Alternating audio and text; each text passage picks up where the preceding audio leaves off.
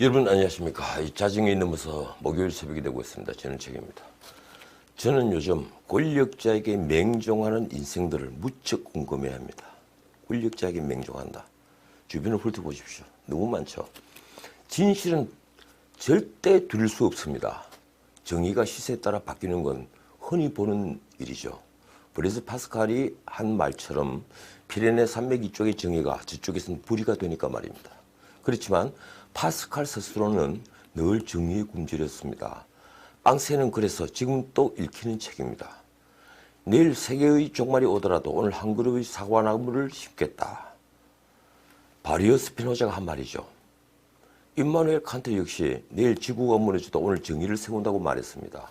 그 칸트의 묘비명은 이렇게 되어 있습니다. 생각할수록 더 커지는 경의와 두려움에 휩싸이게 하는 두 가지가 있다.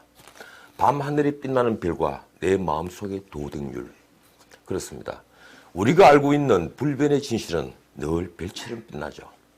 영원히 죽지 않습니다. 정의도 마찬가지입니다. 시세에 따라 움직이고 권력을 따라 움직이는 정의는 결코 정의가 아닙니다. 우리가 자신의 입지에 따라 침묵할 수는 있지만 결코 다른 말을 해서는 안 되는 이유입니다. 그런데도 요즘 나는 권력자에 따라 굴신을 하는 많은 사람들을 봅니다. 정의가 바뀌고 진실이 바뀌고 있죠. 해가 서쪽에서 뜨고 동쪽으로 지는 일이 매일처럼 일어납니다. 그들이 진실을 몰라서일까요? 아닙니다. 그들은 더 큰 정의와 더 큰 진실을 위해 작은 희생을 치르는 것이라고 변명을 합니다. 그러나 작은 정의, 큰 정의는 결코 구분되는 게 아니죠. 작은 정의를 희생하면 큰 정의는 반드시 희생됩니다. 그 모두가 알고 있는 사실입니다. 그런데도 그들은 왜 권력에 굴신할까요? 왜 권력을 따라 부정의를 정의라고 말하는 걸까요? 자, 오늘 뉴스를 보죠. 법무부가 청와대 울산시장 선거 개입 사건의 피고인들 13명의 공소장을 공개하지 않기로 한 것은 다들 알고 계실 겁니다. 추미애 장관이 전례 없는 일을 한 것이죠. 법조계에서 난리가 났습니다. 오늘 제가 만난 몇 분은 아주 추미애 장관을 두고 이제는 법률가가 아니라고 공박을 하더군요. 공소장은 문자 그대로 공소장, 그러니까 모두에게 공개된 소추 내용을 적은 문서입니다. 어느 나라나 문명국은 공소장을 공개합니다. 어제도 말씀드렸지만 공소장의 공자는 숨김없이 드러낸다는 의미를 가진 글자입니다. 천자문을 보십시오. 그렇게 되어 있습니다. 숨김없이 드러낸다. 문명국에서 모든 형사재판은 공개재판이 원칙이죠. 그 공개재판에서 소추된 범죄 사실은 당연히 공개됩니다. 성범죄같이 피해자 인권이 문제되는 경우가 아니라면 모든 범죄에 대한 공소장은 낱낱이 공개됩니다. 그런데도 어제 추 장관은 피의사실 유포와 이 문제를 연관지었죠. 그리고 심지어 공정한 재판을 위해 공소장을 공개해서는 안 된다는 취지로 주장을 했습니다. 우리가 왜 공소장을 공개하고 재판을 공개할까요? 그건 바로 공정한 재판을 위해서입니다. 피고인을 망신 주기 위해서가 결코 아니죠. 그런데도 추 장관은 그동안 공개됐던 것이 잘못된 관행이기 때문에 바로잡은 것이라고 밝혔습니다. 글쎄요, 법학 교과서가 그동안 바뀌기라도 했던 겁니까? 아니면 추미애 장관이 정말 몰라서입니까?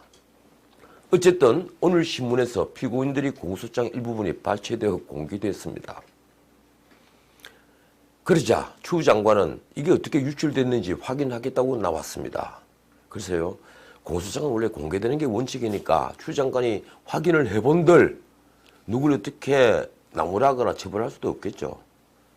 공소장은 법정에서 당연히 공개가 됩니다. 문자 그대로 공소장이니까 말입니다.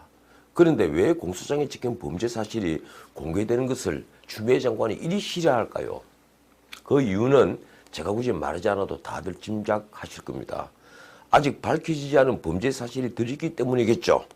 그래서 제가 오늘 살펴보았습니다.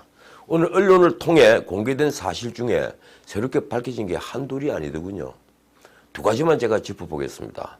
검찰에 따르면 송병기가 청와대 김기현 시장 측근 비리를 제보하기 한 달 전인, 그러니까 2017년 9월에 황운하는 송철호, 그때는 후보죠, 송철호에게 만나자고 제의합니다. 송철호는 측근에게 의견을 묻자 측근은 만나서 김 시장 자료를 한번 줘보시죠. 이렇게 권유했고 9월 20일 송치로는 황운하와 만나서 김기현 시장 측근에 대한 수사를 적극적으로 그리고 집중적으로 해달라고 부탁을 했다는 게 검찰의 판단입니다. 그동안 언론 보도로는 경찰이 청와대 이와 관련된 수사 보고를 9차례나 했는데 공소장에 무려 21번 보고를 한 것으로 적시되어 있더군요.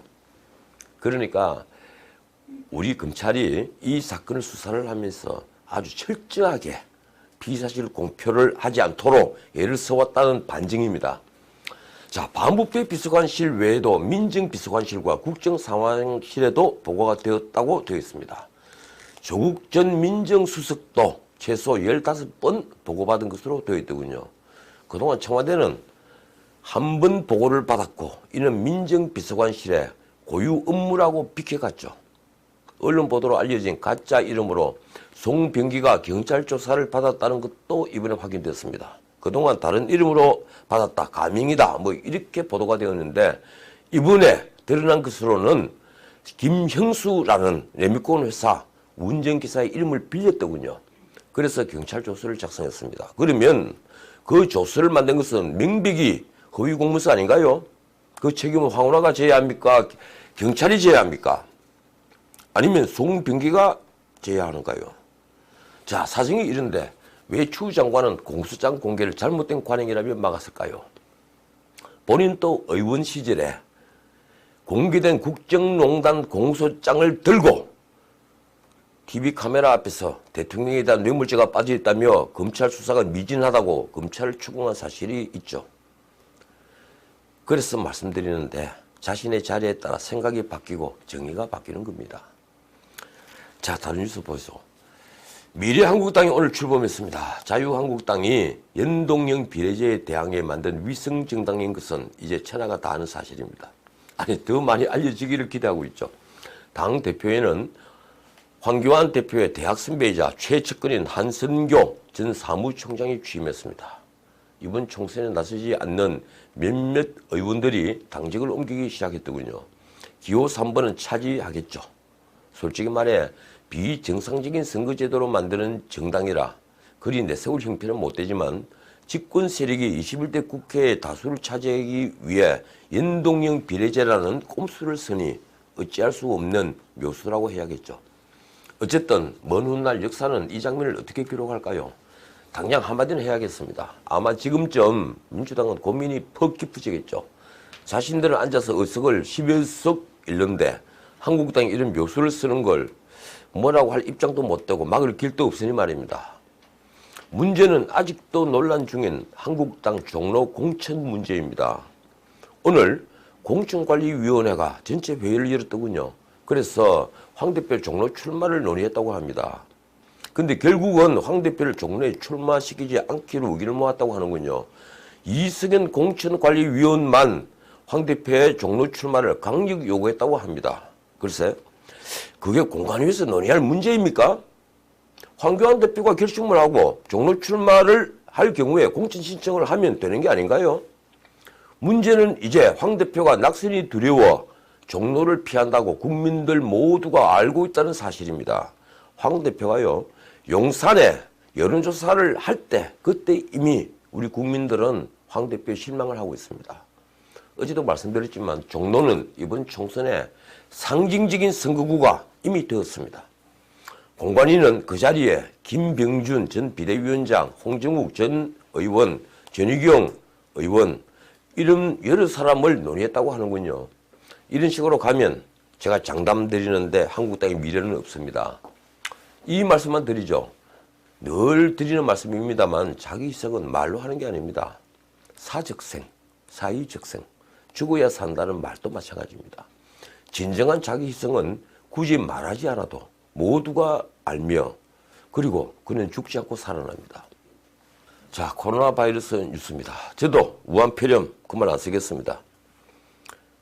국제적으로 널리 통용되는 우한 코로나 바이러스 이렇게 표현할까요? 코로나 바이러스 19번째 환자가 확진됐습니다. 오늘 확진된 19번째 환자는 17번째 환자와 함께 싱가포르 컨퍼런스에 참석한 분이라고 하는군요. 이 와중에 WHO 세계보건기구는 신종 코로나 바이러스 감염증이 세계적인 대유행 팬데믹 그건 아니며 중국 정부가 잘 조치해 확산을 막고 있다고 했습니다. 유행이 아니다. 제가 살펴본 미국 언론들이 제목과는 사뭇 다른 반응입니다. 당장 지금 인터넷으로 들어가 보십시오. 전부 다 세계적으로 유행을 하고 있다. 이렇게 제목을 달고 있습니다. 실비 브리앙 WHO 대응국장은 우한시와 후베이성을 제외하고 산발적인 전염으로 대유행이 아니다고 했습니다. 정말 그런가요? 아니면 중국 입김이 작용한 겁니까? 영국과 프랑스는 중국 내 자국민 전원에게 실수령을 오늘 발동했습니다. 중국을 다녀온 외국인에 대해 유럽연합 EU 차원에서 입국 제한도 검토하고 있다고 합니다. 문제는 중국 정부가 정확한 전염 상황을 발표해서 투명성을 높이는 것이죠. 정보가 차단된 뒤에 가짜 뉴스라고 공격하는 건요. 독재국가 어디서나 볼 수 있는 특징입니다. 어쨌든 코로나 바이러스 확산을 막는 관건은 바로 이 정보의 투명성입니다. 어제 5일 아침신문 헤드라인에서 본 바와 같이 16번째 환자는 감염 경로가 오리무중이죠.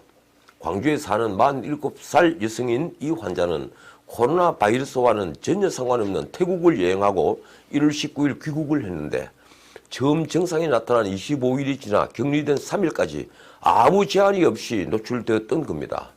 그녀는 증상이 시작되고 병원 두 곳을 6차례나 찾을 때까지 코로나 바이러스를 의심받지 않았다고 하는군요. 다행히 가족은 아직까지 아무런 증상이 없다고 합니다. 감염 경로가 불투명한 것도 문제지만 그동안 무방비로 노출된 게 더 큰 문제죠. 제3국 입국자는 본인이 자진 신고하지 않으면 지금 또 무방비 상태인 것은 같습니다. 자, 오늘 여기까지입니다. 이 우한 코로나 바이러스를 한 번 더 짚어보자면요. 23일에 비로소 중국은 우한시를 전면 차단했습니다. 그리고 26일에는 자가용 자동차 주차도 운행을 금지했죠. 그런데 이 우한 코로나 바이러스가 세계적으로 관심의 문제된 것을 떠나서 대한민국에서 문제가 된 것은 2월 3일이 되어서야 문제가 되었습니다. 그만큼 우리 당국은 이 코로나 바이러스에 대해서 사실은 무감각했습니다. 그건 시인해야죠. 이래놓고 나서 우리가 코로나 바이러스에 대해서 완벽히 대응을 했다. 이런 식으로 말하는 것은 핑계에 지나지 않습니다. 자, 출래 불사춘, 입춘이 지나서 봄은 왔는데 아직도 봄이 아닌 것 같습니다. 내일 매우 춥다고 하는군요. 하지만 언젠가는 따뜻한 날이 옵니다. 지금까지 전우책이었습니다.